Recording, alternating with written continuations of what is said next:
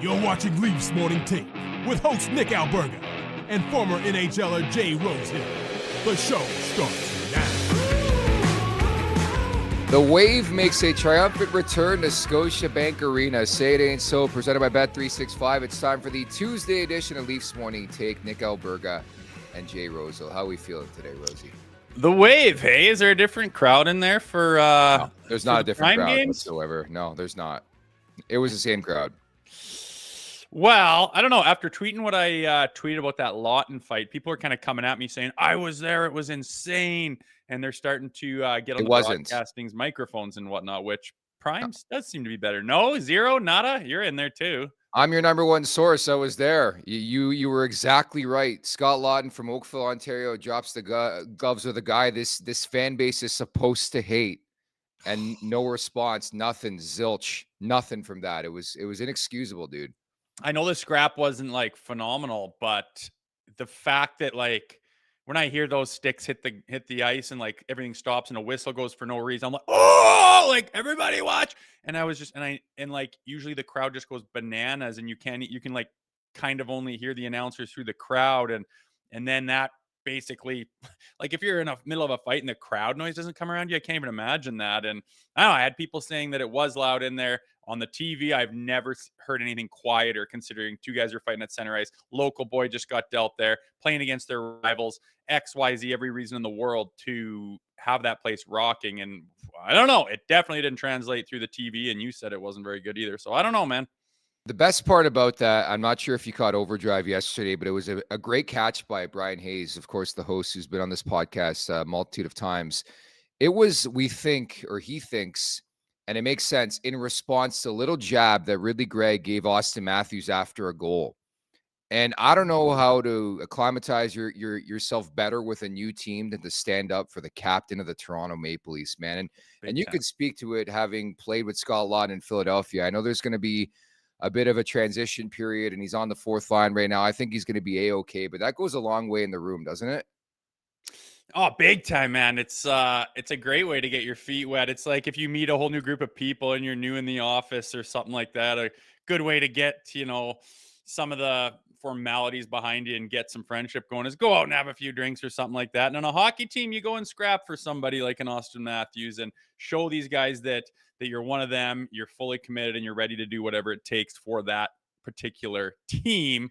And I wasn't surprised that Scott Lawton did that at all. You gotta know that like he has been with Philadelphia like his whole life. It seems like a million years ago I played with him in the organization, and he gets dealt like for the first time, not just dealt, but dealt to his hometown team that he's had on a pedestal forever. So I imagine a little bit of overthinking went into that, trying to find his feet and his game, but he's maneuverable where he can kind of adapt to a lot of different roles. I think he's played and worn a lot of different hats in his career. And like you said, I'm not really too concerned. You just need him to come up and be the guy that they have touted him to be in the playoffs or before the playoffs. Like right now, I'm not really panicking about Scott Lawton is what I'm saying. Me either. He's very, very versatile. And we've seen that early on. He's played in the second line, third line, fourth line. Heck, maybe he jumps up with Matthews and Marner at some point in time. Our Super Chat charity partner this season is Sick Kids. Want to make sure that your question or comment gets on the show. Hit us up with a Super Chat. Proceeds from our Super Chat will go to Sick Kids, ranked the #1 research-intensive children's hospital in Canada and third in the world. So I'm not sure if you caught this, but there was a video I flagged yesterday, I guess, that surfaced over the weekend at the Maddie. Anybody who knows Toronto, I'm sure you even know the Maddie being a former Toronto Maple Leaf. This was wild stuff, man. You've got to give us the play-by-play on this video. I think he's got to be a kid who's in university or college, fell through the roof, fell through the ceiling at the Maddie, drops down and just acts like nothing happens, puts his shoe on and just moves on with life. Insanity to me. Maybe it's the booze. Maybe he was Zach Phillips type pinned in this video. Oh, I'm sure the booze had something to do with it. It looks like upstairs there's got to be a patio or something. I can see a stairwell there, and he probably tried to beat the line by walking through what's probably those 16th of an inch plastic skylights. That's a big drop, man. And did he land on a stool or what? Oh my God. But the fact he gets up nonchalant is the reason he's probably gotten away with it. He's just like, nothing to see here, folks. Let me get my shoe. That's like a 20-foot drop. I wish we can zoom in on the girl who looks absolutely petrified, and I'd probably feel the same way if some dude just dropped him from the sky. I mean, imagine he falls on her. But I could not believe, and this honestly happened to me a couple weeks ago where I slipped on ice and hurt myself, and I thought my arm was broken, and I woke up the next day. I had forgotten about it in the moment. I woke up the next day. I'm like, why does my body hurt? And then I realized I slipped on ice with a pizza in hand. One of those blurry nights where you wake up with some injuries and try to piece together. But dude, I could not believe this kid like act like nothing happened. Just put his shoe on, twinkled right back to his friends. You love to see that. You do. That is nuts because a drop from that level makes you think you're probably going to the hospital, even if you landed on flat ground or even something soft. It looked like he kind of half landed on the floor / the stools, but tough kid, or else at least was feeling no pain that night. Kudos to that kid, but I'd love to know the follow-up in the days preceding that fall at the Matty, and I'm sure it was a great St. Patrick's Day for him. 6-hole writes in, I spent some considerable time at Madison's. Who hasn't? That place is a staple. I hope it never closes, Rosie. Is Grace O'Malley still a spot? It's still kicking. Still kicking. Okay, that was the hot. I mean, for St. Patty's Day, my mind went to Grace O'Malley's, but there's a few spots, obviously. I'm sure lots were rocking. Man, I still remember vividly college, and I've mentioned before, I went to Fanshawe College in London. Of course, we had Western, we had Fanshawe, so very highly populated with college, university kids. St. Patrick's Day was such a celebration, and I won't lie, I got after it a bit over the weekend, but it just brings me back from the Leafs perspective to the St. Pat's era. And whenever they don those jerseys, I thought they looked great last day. Maybe it was the Prime broadcast. Yeah, I was gonna say the record in those jerseys is quite solid, isn't it? I think going back to my day too, but why not? It's pretty fun. They sure do it up a lot more than they did when I was there. I think I don't even know if we rocked them for the full game. I think we just had them for warm up for the hell of it, but they sure make a big deal about it. Goes hand in hand with the Prime broadcast. Why not, right? You got that history, St. Pat's and St. Patty's Day. I remember playing for them. We landed in Boston one night on St. Patty's Day. Sick. And we kind of landed a little bit late, but I was like, I'm going out for this one, and got all the Irish feel in Beantown too. But it seems like everywhere it takes over that holiday, which is kind of fun to see. We get videos like we just showed of kids falling through roofs. William Zettler writes in, Nick was at Fleming Drive, no doubt. Yes, I lived on Fleming Drive for two years, and what a time that was. Don't worry, Lisa. I know people are giving it to Lisa. She chirped my eyebrows. If I fell, I'd fall on my eyebrows. I'd be okay. Don't worry. I didn't take that hard. I don't really care about the chirps to the brows anymore. But yeah, maybe it's because we've seen this rendition of the Leafs uniform for such a long period of time. Anytime I see them in a jersey that's not the normal blue and white one, I get excited, but these St. Pat's ones seem to pop, and I like that the goalies specifically go all out, and they have completely different equipment. Like I was laughing the other day, I saw a video. I didn't even know this, but Brad Marchand hasn't changed his gloves. Like I think since he stepped into the league, or it's been a long period of time, and I think he might have to change them in Florida. Equipment's a big thing with players, obviously. Yeah, huge. I mean, whether it's superstition or just comfortability, I had the same shin pads that I will wear right now that I think I got in college. So I was like 19, and they're just wide and they fit over my tongue on my skates really easily. And I tried, like we had practice gear at the practice rink that would stay there, and they were like newer shin pads. And we like with the trainers, like with Pap, Brian Papineau and Bobby Hastings were like heating them up, trying to get them to like mimic my ones that were all torn up on the inside and wide. You get used to something, you get bothered by things. I remember back in the day, like when your gloves had like some leather on it, or they're a thicker palm, it was like you get traded and you'd be so nervous anyways, and you'd be like terrified because you're wearing new pants that don't move and that are stiff as hell, new gloves that you can, like if your stick fell on the ice with a new pair of gloves back in the day, you couldn't even pick up your stick off the ice. It was horrendous. And I mean, you're trying to play in one of these leagues. Nowadays, it's pretty easy. Go to a sports store, pull off a new glove, and I mean, that thing's just molded to your hand. They're pretty slick. So when I think about Marchand, it's just got to be familiarity and maybe even a little bit of superstition. But yeah, it's rare a guy goes that long. He's old school, a little bit of that Marshy boy. Yeah, he is. And it was the same shit when I played baseball back in the day. I hated buying a new glove because working it in was very, very difficult. Where now they have like a whole oven, even for a baseball glove, where you spend $300-$400. But man, that thing is as good as new, and it's very catchable. Like I remember I got a couple of gloves back in the day. It was just so hard to work in. Tammy writes in, Nick, have you been to parties at the College Muse? Tammy, I lived at the College Muse for 2 years. When I tell you I was entrenched with Fanshawe College, and there's a couple of you I know that listen and watch the show that know I went to Fanshawe College, I was fully entrenched, not only in the broadcast program, but I had a good time at Fanshawe too. You have to. Lundo! Kadri special, buddy. That was the Kadri special. He'd leave Toronto while he's playing on the Leafs as like an 18, 19-year-old to go back to Lundo to party. And I'm like, whoo, baby, that's saying something. I might have been missing out. I mixed it up with Nas a couple times because actually one of my buddies from high school was traded to the Knights. Actually, the John Tavares year, the Del Zotto year, the John Carlson year. This team was stacked, man. Decent, hey?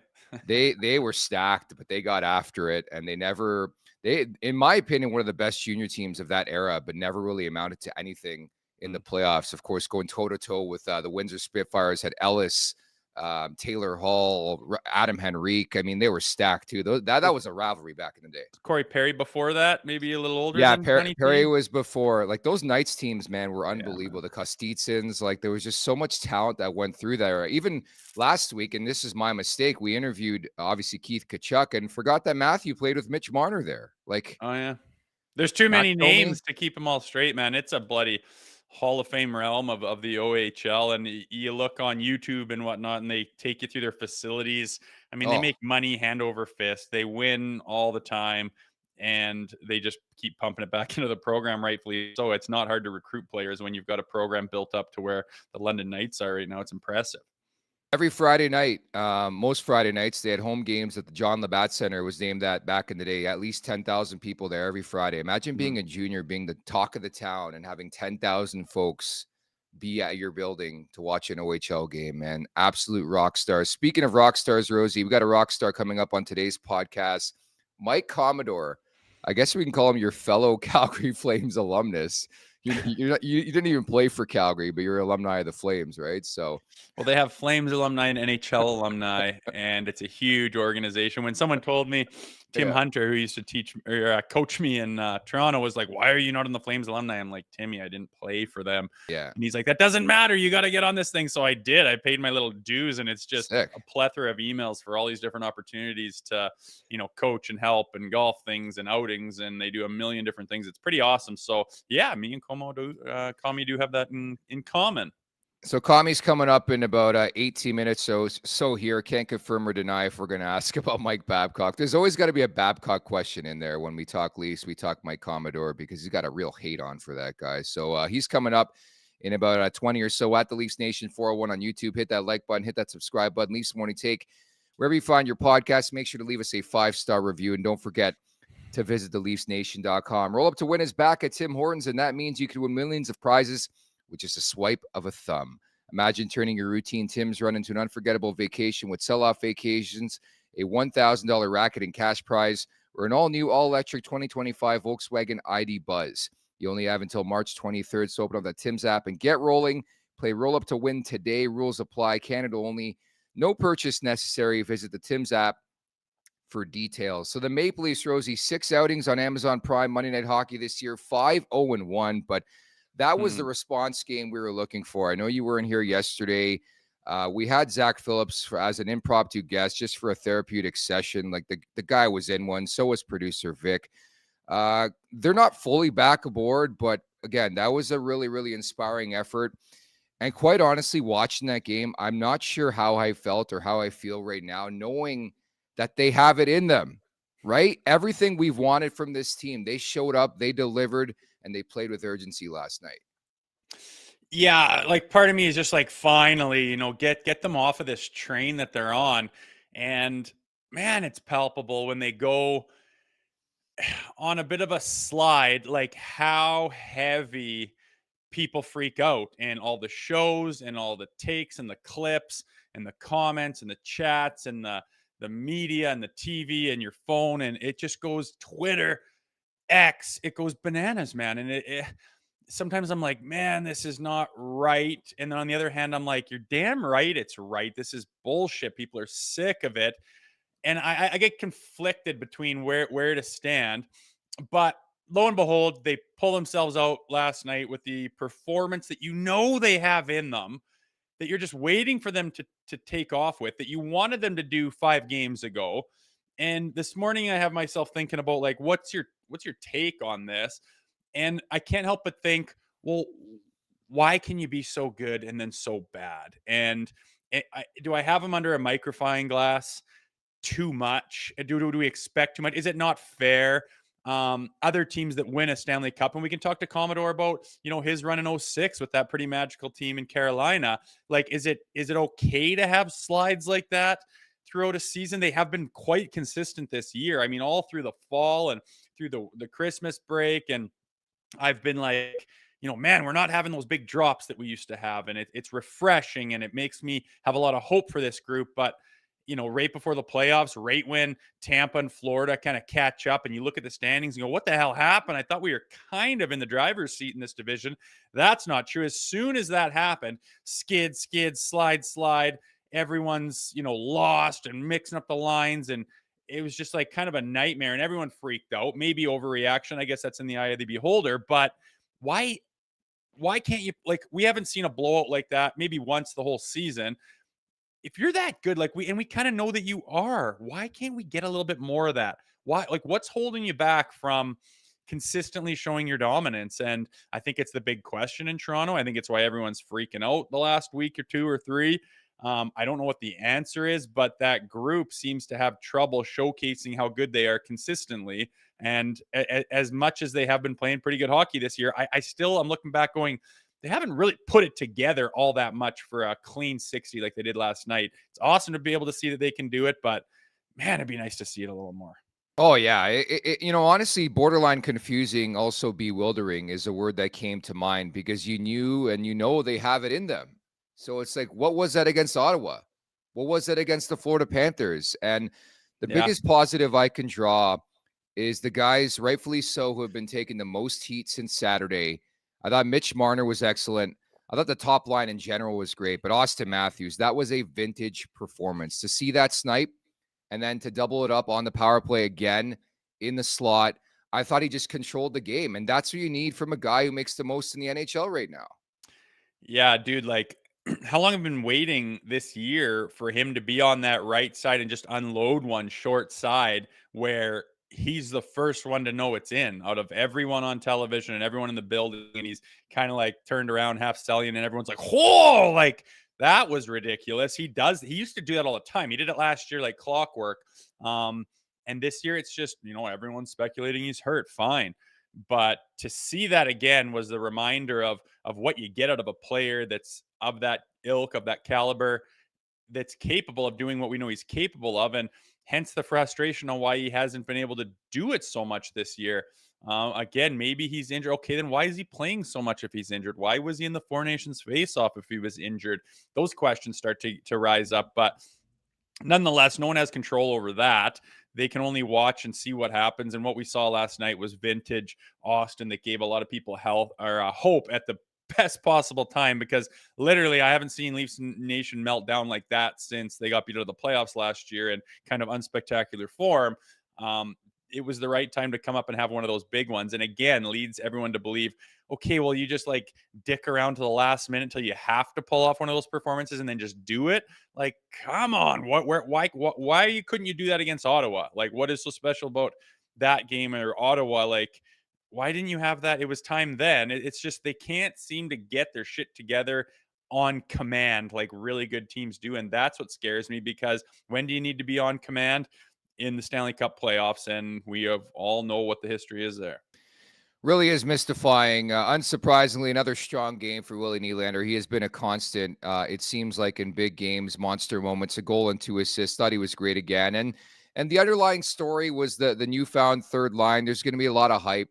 Again, I don't put much stock into lines. McMahon, Domi, Robertson were great. McMahon scores his first goal since February 6th. First goal in 13 games. Domi had 1-1. Great start for him. Robertson had a goal, took 2 dumb penalties. Like, you just got a bit of everything. But that third line was a big reason why they won that game convincingly. Well, I know you don't put a lot of stock. You're not in love with those players, but we've talked about it many times on this pod, where if you're going to go deep and have a championship worthy caliber team, you have that depth where you have a line you can throw out there. And not only are they just like place fillers where they don't get scored on while you're resting your big boys, like they're effective. They produce, they continue the momentum. They, they expand the momentum and they get chances and shots and hits and ozone time and they score goals and make plays. It's like, oh my God, when you're playing against a team that has, superstars like this one does, and then you have, depth and on the forward that just keeps coming at you as well. That's what you need. So to see that, it's not the first time we've seen it out of that group. They seem to find some chemistry. Is it as consistent as everyone would love? Well, no, but nothing's perfect. I really notice when those guys are buzzing, and I understand why they take lots and put them on the fourth line when that's not what they want. It's not like how Craig Berube would have drawn it up. But when you're getting the chem that you've seen out of that group that is so bloody effective with this team to help complement the big boys, it's invaluable. And I thought they were fantastic last night. Like Domi is absolutely going.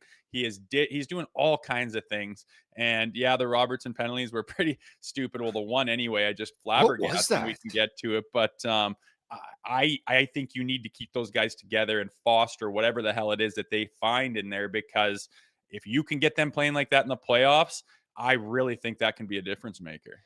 I was laughing at that Robertson unsportsmanlike. Like, it's not like he can blame the crowd for being too loud. He just hardest shot competition, all-star game, hammer time. Look at this, man. Like, that was like a beer league deal. Like, I know. I'm pretty sure like, imagine that hit Wolf. I think the bench would make clear. But I think I heard it hit the end boards. But like, that's so far, like a pure frustration. Like, why are you so mad? That was like a pure frustration thing that you'd see in like the tier 3 Lord knows what league. To see that on primetime Monday night game in the National League, Calgary versus Toronto, that was wild. I don't know. I would love to hear his rationale for that, or his excuse, because it was really wild and really dumb. And I'm not surprised that the Flames had the reaction they did, and that it was just a single penalty against him. I didn't even mind it. I'm like, that's the dumbest thing I've seen in a long time.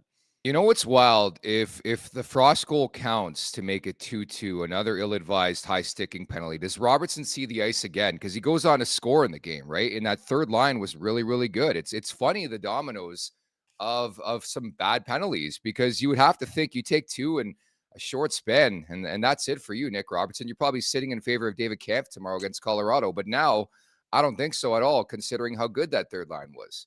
Did they score on that dumb dump, on that dumb clapper he did too? I believe so. The high stick. I can't remember, but yeah. Scoring goals and being a really effective line solves a lot of problems, man. Like, you can get away with stuff like that. If they need a scapegoat and they need to change the lineup, all they do is look down and say, who kind of pissed me off? Who did something dumb? Who cost us unnecessarily? That can be turnovers, missed assignments, any kind of lazy play, or a dumb penalty. And you're the guy that comes out easily, unless it's like we are not breaking up that line unless we are forced to with injuries or something like that. So yeah, there's no way he's coming out there going to lead with that line. It would be absolutely insanity to take something that's working so well. You got to do everything you can to continue that and make that accessible all the way through to the playoffs. So, I mean, bad penalty, scored on or not, it wasn't the TSN turning point. It wasn't the deciding factor in the game. It could have been. Yeah, that's why it's dangerous, but he'll get off scot-free, and I understand why. They killed the first one, and they almost didn't kill the second one. But again, the Frost goal comes back, and a great call. They went to it right away, and man, that took that. I was getting nervous. I was starting to sweat a bit, because that review took quite a bit of time, because we couldn't see the actual puck because there's so many players involved. That was a TSN turning point. Yeah, the special teams. This is not TSN. This is the Nation Network. We don't know what TSN is on this podcast. What? We don't know what TSN is on this podcast. This is the Nation. It's a Jay Rosehill turning point, Dan. Oh yeah, that's just awkward. They don't even do that anymore. That's from way back in the day. But no, that would have been that was 2-2 hockey game, and oh god damn it, like this is gonna be a gunfight all the way to the end. And then it wasn't. It broke the game open, and away she went. But I don't know. I was wondering if the Prime, if they have the same access to the videos that the War Room or the trucks in Toronto have, because on the normal broadcast, I'm sure there's communication, there's sharing and whatnot. But with the Prime, you wonder if there's just like that bit of disconnect going on, because a lot of people were watching saying, I can't decide if this is offside or not. And obviously they had trouble too, because it took them a long time. But you don't overturn a goal unless you're like, boom, there it is, offside, good, go announce it. So they must have saw something that we couldn't, or I don't know. It certainly was a deciding factor in the game, and of course, all the minions were, oh my god, Toronto, they love Toronto, and all. Anytime it Yeah. goes the other way, everyone on the Leaf side of things like, oh my god, they hate Toronto. It's like, it's so funny how stupid people are. Hit that like button, hit that subscribe button at the Leafs Nation 401. I think this is a ridiculous take by Patrick G. Mafia in the chat. Robertson is better than Lawton. That's quite the take. In a sample size of what? Like you can make anything work in your mind if you just subjugate one little span of time and say, see, there's times where I'm out there having a shift in my life and being like, see, he's better than Claude Drew. Look at these shifts. It's like, what are you doing? I don't know. I need lots to get going. Everybody does. No one wants Yeah. him to get going more than me. But again, I think that this was such a big seismic change in his life and in his mentality that you need a second to get him go. But I promise you, these people in Toronto who don't know a lot about Scott Laughton, I believe that they will see what he's made of sooner rather than later. He's going to score a big shorthanded goal or a big goal at some point in time, even in the next couple weeks. I guarantee it. I think it's going to take Scott Laughton a good bit of time. I watched a lot of Flyers games this season. Did you know he's the only guy in the league to score 4 goals in a game this year, Rosie? He did that this year. Hey, jeez, that's a lot. He's a good player. I'm telling you. You got to give him some time here. I think he's going to be huge for this team on the PK. I think also, as an aside, producer Vic made an astute point in the group chat yesterday that he didn't even notice Brandon Carlo, which is a good thing. He is your stay-at-home guy, makes 3.8 million sheets per season, retention on that deal. I think he's looked really, really steady the last couple games. Very encouraging stuff from Brandon Carlo. Yeah, that's huge. A defenseman like him, that is a compliment. I don't notice you. I remember being told that when I was playing in the American League as a defenseman at 20 and 21, and they're going, Rosie, if I don't notice you out there, it's because you're doing your job. Like maybe you're banging in some big hits and stuff like that will stand out. But other than that, it's just be in position, keep stuff to the outside, shut down the lanes, have your man, have your assignment, and move the bloody puck into the safe areas that get out of your zone like clockwork. You do that all night long. People aren't really wowed by it. It's just part of the developing play that no one really looks to. But as a defenseman, that is absolutely huge. And you need those shutdown guys. You need those steady eddies. And we've got a few of them now. And I really like our back end. Carlo made it better. I don't think anyone would argue that. And to facilitate that right-handed D, it just funnels everyone down. And I like the way they've kept Benoit in the lineup. Yeah. As you see when things get gritty and things get tough, like the Flames were trying to get in their heads and get in their kitchen and get around the goalie and give a little face wash after everything. And it pisses me off because it's Holmberg every time too, right? And you saw Holmberg get a little pissed off in the third period there and kind of stop and turn around. But I always like to be the aggressor in that situation rather than our team getting picked on. But a guy like Benoit will say, enough's enough. You're running around like that, like enough. That's bullshit. I am just going to come at you and start feeding you. I don't give a shit. We'll kill that penalty every single time. If you don't have those guys in the lineup, it's just an all-night affair of getting picked on and getting taken advantage of and letting the other team dictate the game and how it's played, which I just hate. So love the fact as well that a guy like Carlo comes in, shuffles everyone down, but keeps Benoit in the lineup. I like our back end quite a bit. Salvatore Ignani, Italian, baby. I love it. I'll bet anyone Laughton doesn't score a goal for the rest of the season. And this is why, guys, Ryan O'Reilly doesn't want to play in Toronto. People like this. That's why. I'll take that money. Is this guy going on I'll take it. To Nashville. Let's square up when we get there. Sal, we'll both take that bet. Lots is going to have a big goal here. He's going to do something. Like, people just got to relax. We got to chill out here, man. Well, the thing is, like with Toronto, man, is it's always been my thing is like, it's the fact that they want it so bad is goes hand in hand with why it's so hard. Like a guy like Lutz comes there, holy smokes. Do you know what his phone was like the second that news broke? Everyone he's ever known and all his family members, people come out of the woodworks. Like that was what it was like for me being from out west playing in Toronto. People are like, hey Jay, I'm in Toronto this weekend. Like, you want to show me the room and stuff? It's like, Jesus, I haven't seen you since grade 7. I don't even know you, mister. He would have that times 10 being from the area. And then to like have all that pressure and be like, oh, I'll probably overthink it a little bit. Probably not play his best in the first 4 or 5 games. And then just people like, this guy's dog shit. I guarantee he'll never score. Like, why would you guarantee that he's never going to? You've only seen him for a handful of games, and there's all the reason in the world. So do you think that's that mentality? If he kind of hears that energy, that buzz, that vibe, I think it's going to make it easier for him to score or harder. And it sums up the Toronto Maple Leafs in a phrase that it makes it so much harder. And I'm not saying the fans are the reason they haven't won. It's chicken or the egg. I don't really care. It's just this monster machine that goes hand in hand, making it difficult for that outfit to win. Worm Castings makes a really, really elite point. He scored last night. He scored for Calgary, but Lawton did score. So That's all he needed. Like, when it rains, it pours, and not that it's pouring, but I mean, it's not going the way he wants. And of course, in the third, a meaningless one goes off his foot just to kind of add insult to injury. But again, I don't think he's on the fourth line because that's where, like, a demotion. I just don't think you could break up what you saw with that third line when you're desperately trying to get the chemistry going with the depth. Also, he's able to play a fourth lineman. He's able to be a checker. He's able to be a PK. He's able to eat higher minutes. He's got a little bit of everything. That's why he's so versatile. He can be a utility guy. And again, I believe we will see good things out of him sooner than later. AC Parker 13 writes in, Lawton was 10 for 13, 77% on draws last night, registered 3 hits, a block, and 1450. He's making an impact. And I'll say this again, I always like to bring up Alex Steen was on the fourth line for St. Louis when they won the Stanley Cup.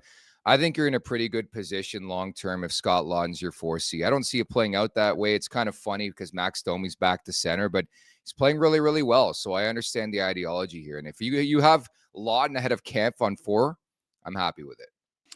Yeah, I would agree. I mean, before the trade deadline, people like Kampf kind of flies under the radar. It's not a bad 4C, but doesn't produce a lot. Like, you'd like to see him either be like just a deadly, face-off guy, or just a ridiculous PK, or be ridiculously physical and just run guys through the boards and dictate the play that way. He doesn't really fucking do anything that's really of value. So to bump him out, I'm not a hater by any stretch, but he does make a good chunk of coin for what he does. And people were definitely bringing that up around the trade deadline. I don't mind seeing him bumped out. And if you, like you said, if you got Scott Lawton on your fourth line center, I think you're doing all right. Hit that like button, hit that subscribe button at the Leafs Nation. 401 is the official sub of the Toronto Maple Leafs. Check out Firehouse Subs for a limited edition souvenir cup that is perfect for game day celebrations, available in select restaurants across Ontario. Fans can collect this team-inspired souvenir cup with the purchase of any sub combo while supplies last. Be sure to check out the Brisket Hat Trick. It's a Canada-exclusive menu item. This hot and hearty sub is piled high with smoked turkey breast, Virginia honey ham, and beef brisket. It is topped off with sweet and tangy slaw barbecue sauce and mayo and served on a toasted sub roll. Head to your local Firehouse Subs to grab your limited edition Toronto Maple Leafs souvenir cup today. The following interview is brought to you by Charm Diamond Centers. Get custom remodeling delivered in less than 4 weeks with the Charm Masterpiece program and an unbeatable pricing policy. Charm Diamond Centers is proudly Canadian-owned and operated since 1972 with more than 85 locations across the country through Charm and their sister brands. For more information, go to charmdiamondcenters.com. As we bring in today's guest, the legend himself, it is Mike Commodore. What's going on, Commie? I got to be honest, guys. I don't feel great today. I do not feel great. What have you been up to, Commie? You know what? I haven't watched a whole lot of hockey, actually, but the last couple days I got invited out. So spent Saturday and Sunday night out in Las Vegas. And I got invited to play a golf course called Shadow Creek. Oh, yes. And that one for me is a very tough one to say no to. So actually, overall for Vegas, I was very behaved, but I definitely am not feeling awesome right now. That's for sure. Well, we'll get the wheels going for you here and start picking your brain and just get you back on track here. How's that sound? Oh, boy. You got a tough job. You got to find it first, I think. But yeah. Well, the Maple Leafs, since Four Nations have they went on a little bit of a skid, and it seemed like Leafs Nation was acting like they had completely imploded and the season was over. I mean, classic overreaction. But from what you've seen from that Leafs team this year and what they've done and what they haven't done, what's your take on this particular team in Toronto this year? I mean, just in general, like I said, I've been in Vegas. I haven't seen the last few games. I know they just spanked the Flames, didn't they? Yeah. 6-2. Yeah. Did I see that right? Something like that. But I haven't seen a Leafs game in a little bit. But From what I have seen and from what I've been reading, and I listen to the radio and all that. I mean, I'm down in Phoenix, but I got Sirius XM, so I listen to that. I think, like I said, not an expert, but I think I definitely like him just as much, or maybe even more than I have over the last few years. I think a big thing for them, and I'm actually amazed by this guy a little bit. I didn't think a lot of him until I started watching him more when he was in Calgary, and then meeting him in person. Uh, that Tanev was a great pickup for the Leafs, and I didn't really believe it. I thought he was maybe it's the defensive defenseman in me, and I was jealous. I don't know, but I was like, man, I don't see it. And then I started watching him, and I'm like, man, this guy it doesn't look like a whole lot, but he gets a lot done. So yeah, I mean, I think I like him a little better than I have the last few years. Does that make sense? What do you guys think? No, that's totally fair. And I think the biggest reason for me, at least, not to speak for Rosie, the crease has been solidified. I thought Joseph Woll was good last night, but Anthony Stolarz has been a great story. And I really like what they've done with the blue line. Even at the deadline, Kami, they brought in Brandon Carlo from Boston. Oh, yeah. And I think it just slots everybody better. And maybe I'm in the minority in the analytics community specifically, but I think you need a big, bad blue line, man. This Maple Leafs team has it to a degree. You know what? We all love goals. Look, and I'm not saying it because I was a defensive defense. I like watching offense. We all love goals and everything like that. But speaking for the blue line, I mean, I think if I was building a team, which I never will be, but if I was, I would have two defensemen that could, run my power play a little bit, maybe, a little shiftier, better with the puck. And the rest of the guys, I'm finding I'm going to try and get them as big as possible and play some defense. Shoot the puck off the glass, get it out, be hard to play against. Let the other two take care of offense. So, I mean, defense wins titles, in my opinion, in every sport. So that's good to hear. How's Berube been? I mean, you've been a part of several teams that have gone all the way. You've won a Stanley Cup. You've been to the finals. You've seen what it looks like and followed the game since then, obviously. Everyone talks about the Leafs in particular for not having X, Y, or Z.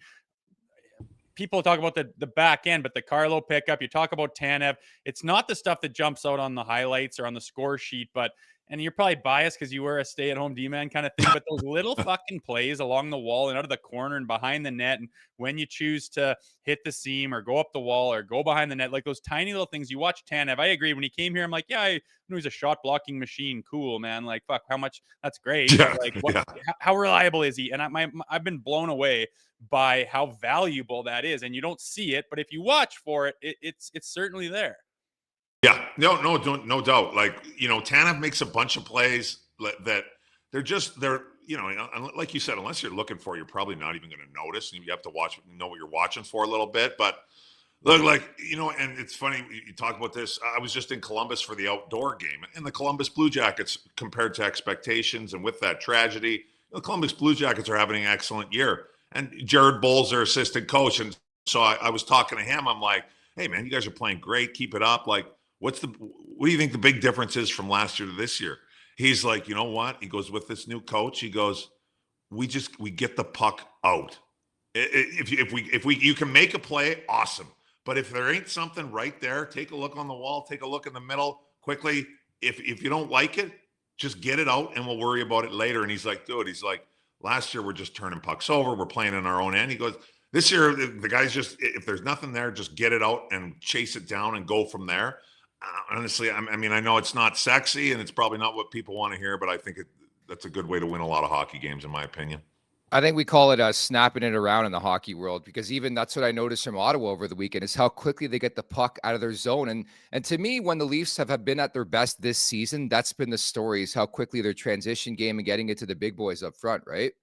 Yeah, for sure. I mean, the quicker you can get it out of your own end, and the Leafs for the last, since Matthews has been there, you got some guys there that can definitely score. And if you can get it to them as quickly as possible, I mean, if you're not in your own end, you shouldn't get scored on. So yeah, I mean, the Leafs, I think, I mean, you guys talk about it a lot, and it's the Leafs. So, I mean, everybody panics and then they're winning every year and everything like that. But I think in general, I think they've kind of sort of steadily in little increments gotten better the last few years, a little bit defensively, and I guess just maybe more team wise. It's like a team game, and I think they're trending in the right direction.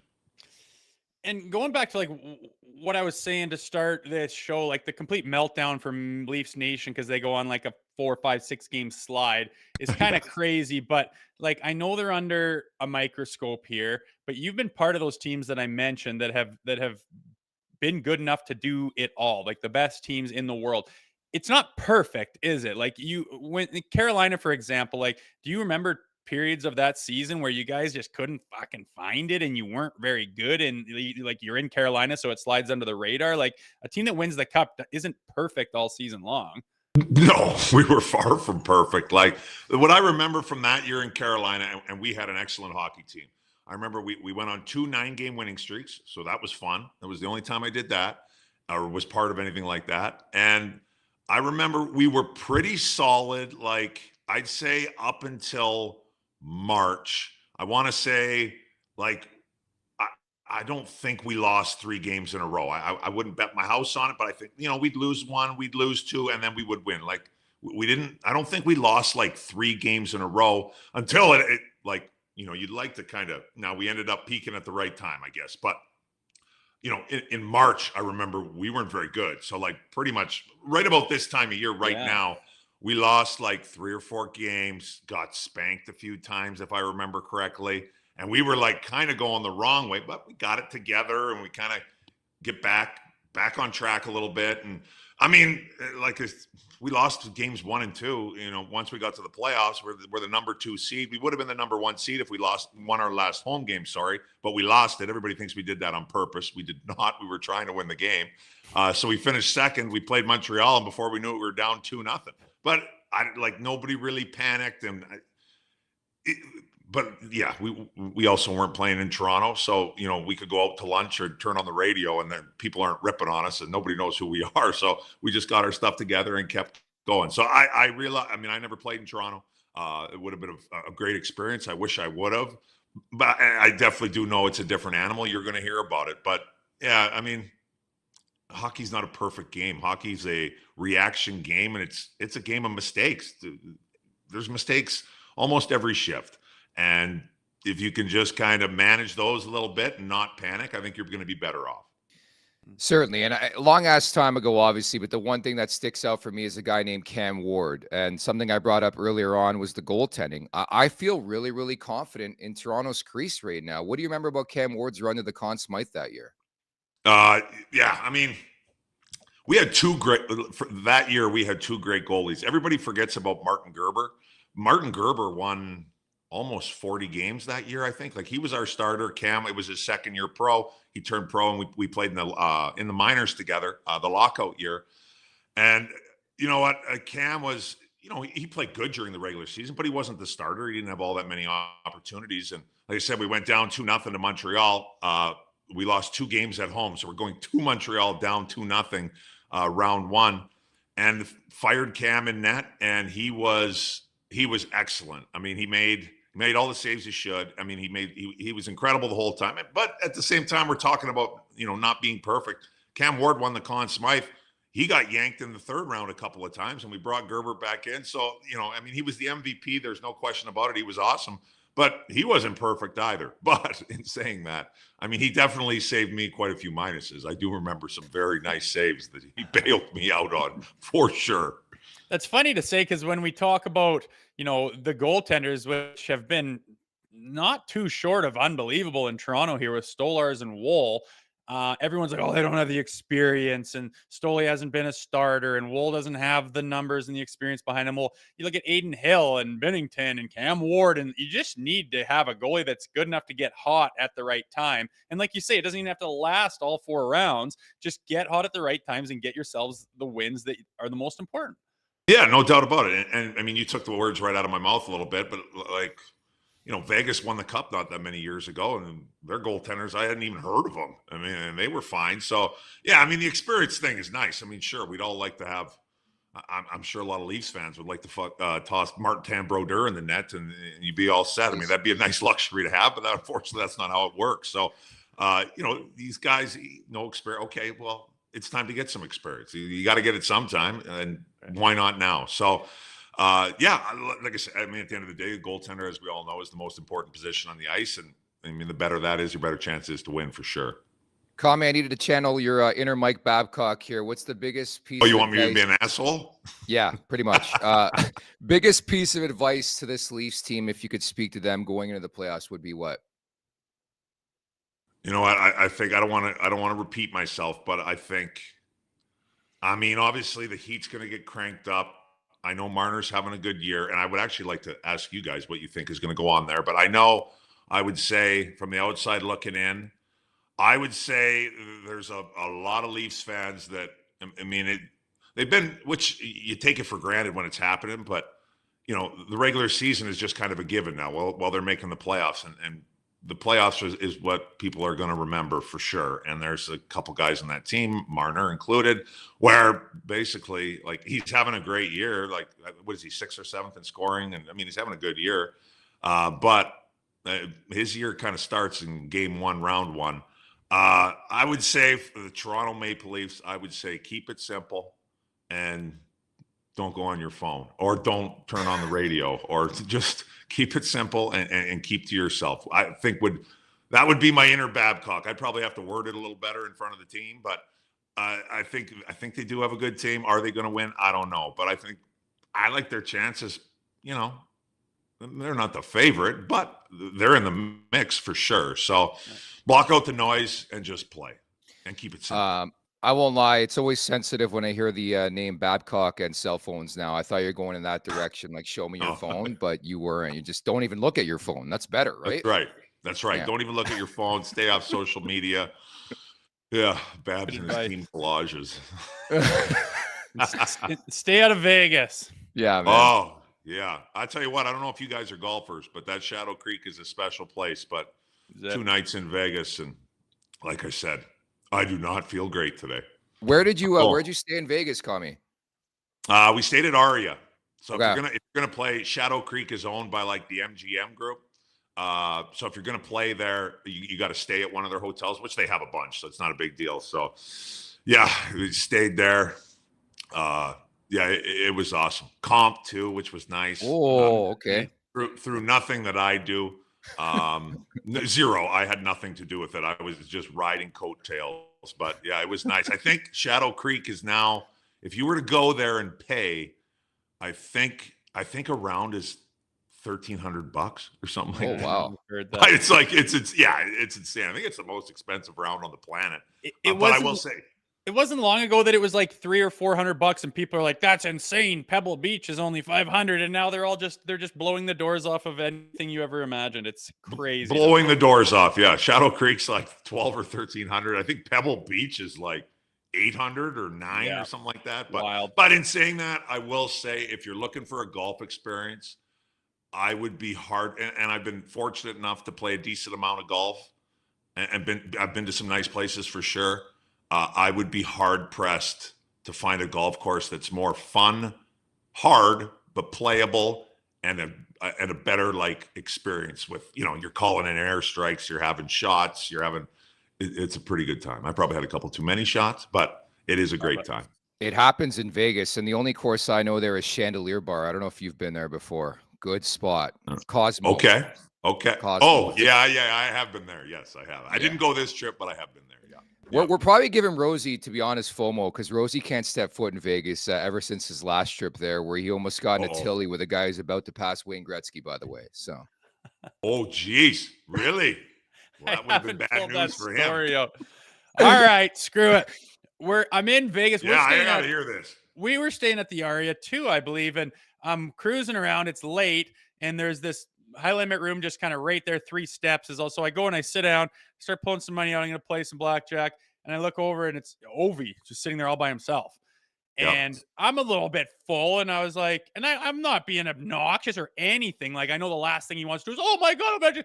So I'm like, Ovi, and he's sitting there like this. He's got no chips and no cash in front of him, looking straight ahead. So looking back, I'm like, did this guy just lose half a ticket on the table or what? So I'm Maybe.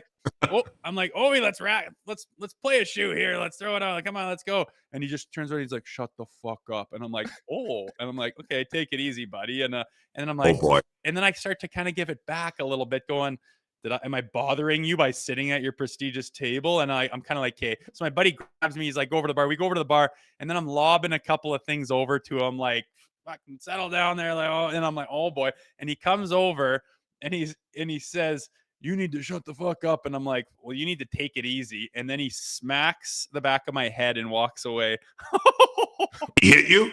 Yeah. And I was like, and I'm like on my stool, like, what do I do? Like, and I was like, I'm not in the best place ever. So I'm like, do I tackle this big cock? I'm like, can I even tackle him? And my buddy's just like, easy, Rosie. And that was the end of it. Thank goodness. But it was late and he was not in a good mood. I can say that. Okay. Were you sitting? Do you remember? Were you sitting in that orange room and area with the high limit tables in the bar right there? Is that where it was? Yes, it's pretty wide open. Yes, that's Okay. exactly where. That's where I spent the last 2 days, so I know exactly where you were sitting. Yes. I actually kind of have a little bit of an Ovechkin, not like that, but he must spend a lot of time in that room, because the last time I was there was a couple years ago, and I had a lot going on at home at the time 2 years ago. So I went to Shadow Creek, had a bunch of drinks, and I don't really remember a whole lot, but I ended up meeting him there. He was in a shitty mood again. I gave it to him a little bit, but I think I was probably a little more full than you, where I ended up smacking my own head off the bar, and I got hauled out of there in a wheelchair. I know. Right What out is like with all this guy proper. that brings out the I worst in know. us? I know. God damn it. Grumpy Ovi, old grumpy Russian, I I guess. know. It's Yeah, what's he gotta be something grumpy people about? didn't know. He's gonna have 1,000 goals. He should be pumped. Yeah, no Full kidding. circle, man. Full circle. Oh, I boy. love that. That's excellent stuff, Kami. Great to catch up with you, buddy. We'll talk soon, okay? Awesome. Yeah. Thanks a lot for having me, guys. It's good to see you too. Thanks for dragging your carcass out of bed, man. We appreciate it. Hey, it's my pleasure. I'm going right back to the wrapper. Mike See Commodore. you guys. What an absolute gent. Take care, bud. That was Mike Commodore. Just great stuff. And I think that was a good moment for you to tell your Ovi story. It was. I know. I wish I had all the details down pat. But that was pretty yeah, good. He was annoyed. And I guess I'm not 100, but I mean, I wasn't being annoying. I wasn't like, hey, I played in the league and I know ya. And I wasn't like, oh my God, I'm a huge fan. I was really chill about it. But looking back, he had no chips and no cash in front of him and was kind of looking straight forward, and obviously was not in the mood to be talked to in any way, shape, or form. So it leads me to believe there was a bit of that multi-contract millions that he has made in his life that went bye-bye that night, which is what happens in Vegas. Man, I love that you and Kami had like almost the same story at the same It's place. so weird. Seriously weird, eh? Well, I'm too happy-go-lucky and fun and want to talk Yeah. to everyone. I bet Kami's kind of like that too. And obviously, Mr. Ovi not in the mood for that BS when he's at the gambling tables. That is surreal. Like, I love it. Was just a perfect time to tell that story. We've been sitting on that story for 3 years. And then for Commodore to double down and be like, you know what? I had the same experience at the same place with Ovi. That is really, really random. At the same exact place, dude. That must be a spot of his, because they were playing. It Yeah. wasn't the next day, but a couple days later. And I think he ended up not playing for some reason, because we were like, why the hell was he there at 3 a.m? But yeah, likes to hit the tables apparently. Great stuff from Kami. Great stuff from Rosie and Alex Ovechkin chasing history. The great chase. 8 goals in the last 15 games is what he needs. That guy's a mutant. I shared a thing on Instagram the other day. Like, he's about to be the #1 player in the world. He's about to like get the most hits in the world, which those things shouldn't go hand in hand. And if you look, he's like, at the time he was top 5 in scoring, and he's broken his leg that year, and he's 38 years old. Like, none of it even makes sense. It doesn't even add up to something that you should realistically believe when you're reading it. But here we are watching it live. It's pretty special, man, all things considered. Breaking news coming in from Bet365, where every nail-biting overtime win is a barn burner. Every face-off, hat trick, power play, shot on goal, penalty shot, and every suspenseful minute in between is amazing. Whatever the moment, it's never ordinary at Bet365, an official partner of the NHL. Download the Bet365 app and use code NATION. That's NATION, N-A-T-I-O-N, to get in on the game. Must be 19 or older, Ontario only. Please play responsibly. If you or someone you know has a gambling problem, visit ConnexOntario.com .ca as we get set for another slate of NHL action. I'm looking forward to watching Ottawa and Montreal tonight. That maybe has a 3-point game written all over it. And why don't we ride the Alex Ovechkin anytime goal on home ice against the Detroit Red Wings? How about that play? Oh, I like it. As we mentioned, he tends to score a whole bunch. I dig that. I dig that. Yeah, I look at Winnipeg. I don't think people give Winnipeg enough. I don't think they give them enough credit, man. I mean, coming out of any point in time of the season, they're just not even close to ever being the favorite to win the cup. And they, over a massive span of 60, however many they've played, they are clearly the best team in the NHL for that. So I don't know if some old demons is Vegas putting a lot of stock into, but I imagine they will smash the lowly, struggling, pathetic Vancouver Canucks tonight. It is. It's wild with the Jets. Like, they're pretty much essentially the Maple Leafs of the Western Conference, where they sort of crumble when they get to the Stanley Cup playoffs, and they're the best goaltender on the planet. You would think you have the most confidence in the world, but hey, I know they're about to finish first in the league, but they're going to have as many questions, I think, as the Maple Leafs going into the playoffs, regardless of opponent, which is great to see from our perspective. Do you think they're at Maple Leafs level with collapses and playoff failure? I can just remember maybe two, maybe. Hellebuyck. Last year, Hellebuyck turned into Red Light Rasico in the playoffs. If you remember that name, I know. brutal. That's last year. 1 year. The Leafs have my math's not good. It's a long time going back to 1967. Yeah.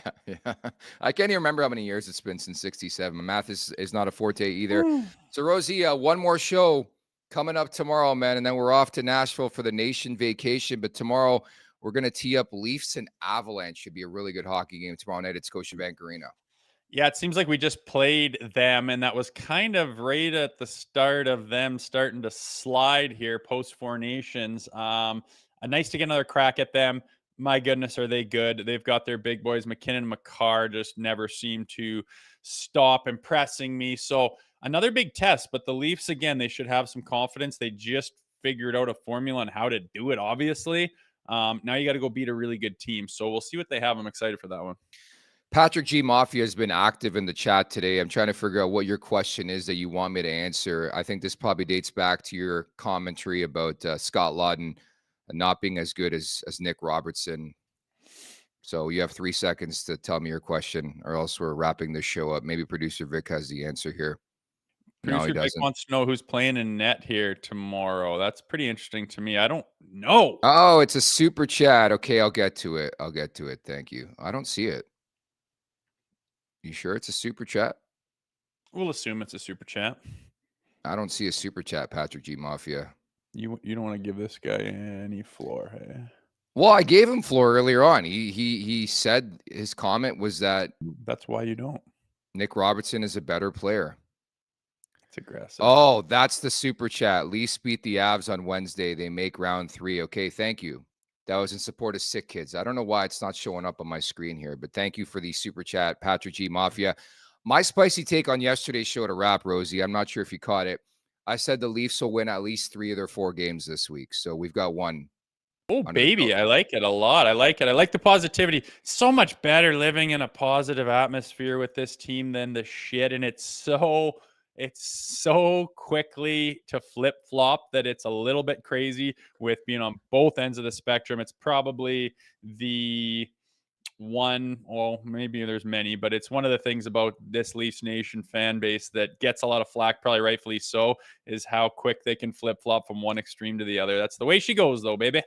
Doing the wave at Scotiabank Arena. You sort of forget you lose to Florida, you lose to the Ottawa Senators, all's good in the hood, and you get set for the Colorado Avalanche entering town coming up on Wednesday. Then we're off to Nashville for the nation vacation. Great stuff, Rosie. We'll talk tomorrow, buddy. Sounds good. See you then. At the Leafs Nation 401, hit that like button, hit that subscribe button. Leafs Morning Take wherever you find your podcast. Make sure to leave us a 5-star review. Don't forget as well to check out theleafsnation.com. Thank you to Mike Commodore for dropping by, even though he's a bit hungover. I think from his trip in Vegas. Producer Vic, great job. For Jay Rosehill, I'm Nick Alberga. We'll talk tomorrow. Take care. Make sure to check out more of our content right here on the Leafs Nation YouTube page. We got long-form interviews. We got clips. We got epic rants by Jay Rosehill. We simply have it all. And don't forget, you can find out much more at theleafsnation.com. Thanks so much for watching.